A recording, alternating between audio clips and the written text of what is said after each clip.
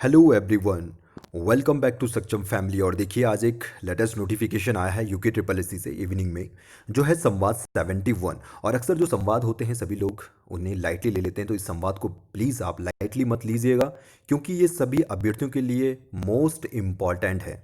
वो क्यों है हम जानेंगे इस संवाद के अंदर। बेसिकली जो ये संवाद आया है वो है, जिनका आप अगर आप विषय देखें तो विषय है ये सिविल पद के लिए अभ्यर्थियों के 2 प्रवेश पत्र जारी होने के संबंध में।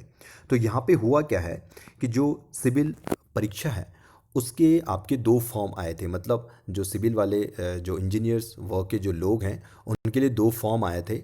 एक फॉर्म अलग आया था, मतलब अलग अलग विभागों के थे वो।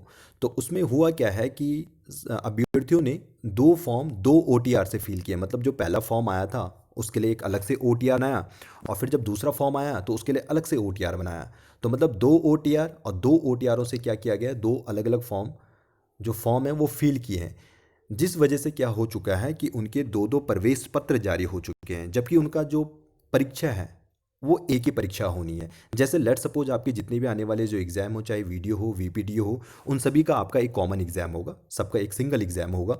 तो उस सिंगल एग्ज़ाम में क्या है, आपने ऐसे नहीं किया है कि आपने वीडियो के लिए अलग सा ओटीआर किया हो, वीपीडीओ के लिए आपने अलग सा ओटीआर किया हो। आप सभी ने क्या किया है, एक ही ओटीआर किया है, और उसी ओटीआर में आपने सभी पोस्टों के लिए अप्लाई किया है ना? सभी ने यही किया होगा। लेकिन यहाँ पे जब सिविल की जो ये पोस्टें आई थी तो कुछ अभ्यर्थियों ने क्या किया है, 2-2 ओटीआर किए हैं। एक ओटीआर से एक फॉर्म फिल किया, अगेन दूसरा ओटीआर किया, फिर वहाँ से एक दूसरा फॉर्म फिल किया। उस वजह से क्या हो चुका है कि उनके 2-2 प्रवेश पत्र जारी हो चुके हैं, जबकि जो पेपर होगा वो केवल एक ही पेपर होगा। तो एक पेपर के लिए अब 2-2 प्रवेश पत्र जारी हो चुके हैं। तो अब प्रॉब्लम ये आ रही है कि उनके 2-2 शिफ्टों में एग्ज़ाम है। किसी का, जैसे किसी का आज एग्ज़ाम होगा तो उसका 2 प्रवेश पत्र होने के चक्कर में उसका कल भी एग्ज़ाम होगा। ठीक है, हो सकता है किसी का मॉर्निंग शिफ्ट में हो, फिर उसका फिर इवनिंग शिफ्ट में हो। तो इस टाइप से आपके 2-2 डबल डबल प्रवेश पत्र, आपके एडमिट कार्ड जारी हो चुके हैं। तो उस संबंध में आयोग ने ये नोटिफिकेशन जारी किया है।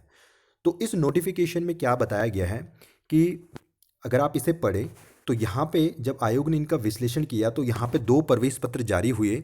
2 अलग अलग पालियाँ, 2 अलग दिन के भी प्रवेश पत्र हैं। इस कारण यह है कि अभ्यर्थी द्वारा अलग मोबाइल नंबर व अलग ईमेल आईडी का प्रयोग कर 2 ओटीआर प्रोफाइल बना लिए गए, जो उचित नहीं है। मतलब आपको केवल एक ही ओटीआर बनाना था, आपको 2-2 ओटीआर नहीं बनाने थे।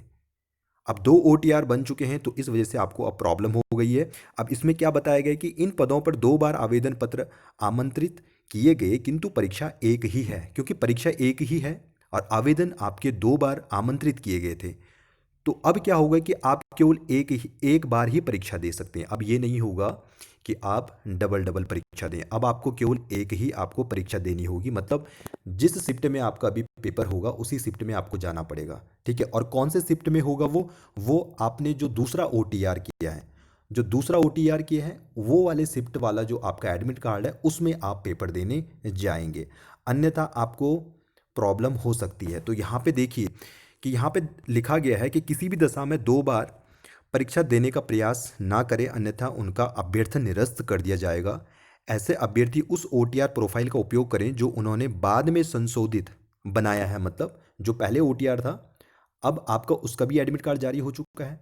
जो दूसरा ओटीआर आपने जो बनाया है उसका भी आपका एडमिट कार्ड उसमें भी आपका जारी हो चुका है। ठीक है, तो जो आपका पहला ओटीआर था, तो उस बिहाफ पे जो आपका एडमिट कार्ड आया है, आप उस वाले पेपर को देने नहीं जाओगे। मैं आपको फिर भी कंफर्म कर दे रहा हूँ, आपने जो दूसरा ओटीआर किया है उससे जो आपको एडमिट कार्ड आया है उस बिहाफ पे आप वो वाला पेपर देने जाओगे। ठीक है, अगर आप 2-2 पालियों में पेपर देने चले गए तो इसके चक्कर में आपको प्रॉब्लम्स हो सकती हैं। क्यों? क्योंकि अब वहाँ पे क्या होगा कि बायोमेट्रिक आपका होगा, और बायोमेट्रिक होगा तो आपको तत्काल वहाँ पे निरस्त कर दिया जाएगा। और इसके लिए आयोग ने क्या किया है कि जिन अभ्यर्थियों का यहाँ पे 2-2 ओटीआर था उन्हें स्पेशली आयोग ने ईमेल भी कर दिया है, उन्हें ईमेल करके वहाँ पे जानकारी भी दे दी है। और आयोग ने ये भी बता दिया है कि जो आपकी ओटीआर है, मतलब जो पहले वाली ओटीआर थी वो क्या होगी, आपकी गलत है। तो इसलिए आप उस डेटा को डिलीट कर दीजिए। और साथ ही साथ में अगर आपको कोई प्रॉब्लम है तो यहाँ पे हेल्प डेस्क आपको एक ईमेल आईडी यहाँ पे दी गई है ukSSC@helpdesk.gmail.com और यहाँ पे एक टेलीफोन नंबर, दो यहाँ पे टेलीफोन नंबर आपको यहाँ पे प्रोवाइड करवा दिए गए हैं। आप इनमें फ़ोन करके कोई भी अगर आपको प्रॉब्लम है तो आप क्या कर सकते हैं, यहाँ पे संपर्क कर सकते हैं। तो ये थी जेई सिविल वालों की बात।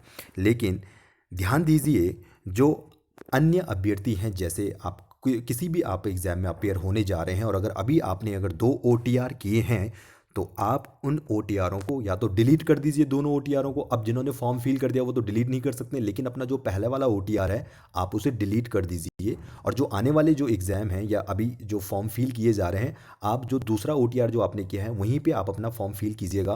पहले वाले ओटीआर को निरस्त कर दीजिए, उसे खुद ही डिलीट कर दीजिए, अदरवाइज़ आपको प्रॉब्लम हो जाएगी। जैसे यहाँ पे जेई सिविल वालों को अभी होने वाली है, इसमें कुछ अभ्यर्थी हैं 200 एंड समथिंग 212 अभ्यर्थी हैं। तो 212 अभ्यर्थी अब केवल एक ही पाली में परीक्षा देंगे, वो दूसरी पाली में परीक्षा नहीं दे पाएंगे। और अगर दूसरी पाली में परीक्षा देते हुए पकड़े गए तो फिर क्या प्रॉब्लम हो सकती है, वैसे भी आप निरस्त हो जाएंगे।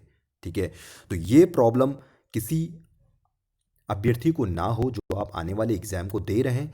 इसलिए ध्यान दीजिएगा, अगर आपने 2 ओटीआर किए हैं तो अपने ओटीआरों को डिलीट कर दीजिए जो आपने पहला ओटीआर किया है। अन्यथा आपको इसमें आगे जो आने वाले एग्ज़ाम है आपको प्रॉब्लम हो सकती है। तो अभी आप जो आजकल जो फॉर्म भर रहे हैं, जो बीपीडीओ और वीडियो वाले जो फॉर्म है, अगर अभी आप उन्हें फिल कर रहे हैं और अगर आपने पुराने वाले ओटीआर से कर दिया तो उसे डिलीट कर लीजिए। जो सेकंड वाला ओटीआर है उसमें आप अपना फॉर्म फिल कीजिए। ये थी आपके लिए महत्वपूर्ण जानकारी।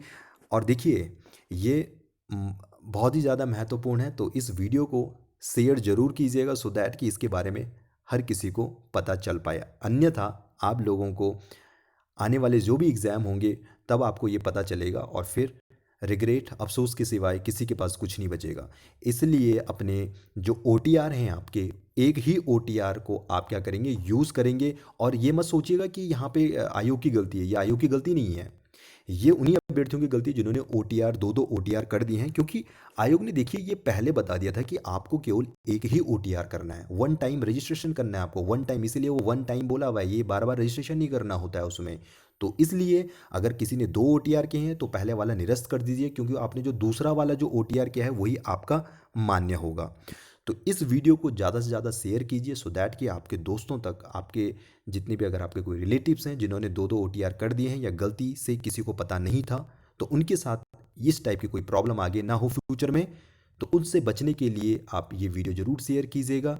और इस वीडियो में इतना ही। मिलेंगे हम एक और नई वीडियो के साथ, तब तक के लिए bye bye, take care and thanks to all.